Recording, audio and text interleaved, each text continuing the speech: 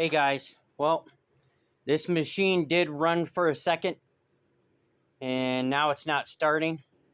I pulled the plug and the spark plug was all wet. I was like, well, yep. The only reason the spark plug would be wet is if it's not getting any spark. I got the on switch on. The key is on.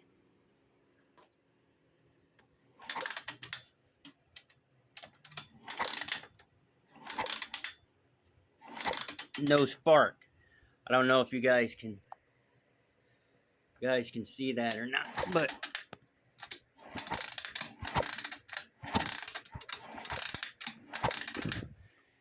there's no spark. So the coil probably took a shit. So I'm going to have to call the owner and tell him he needs to order a new coil.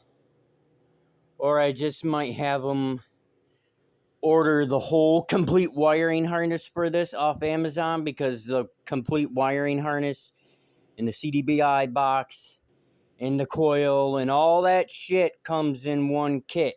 And it's like, for the ones for the 400 EX or the 450, they're like 35, 40 bucks on Amazon. Yes, they're aftermarket and all that shit, but still, they work. So, yeah, I'm going to have to let them know about this. All right, you guys have a good one.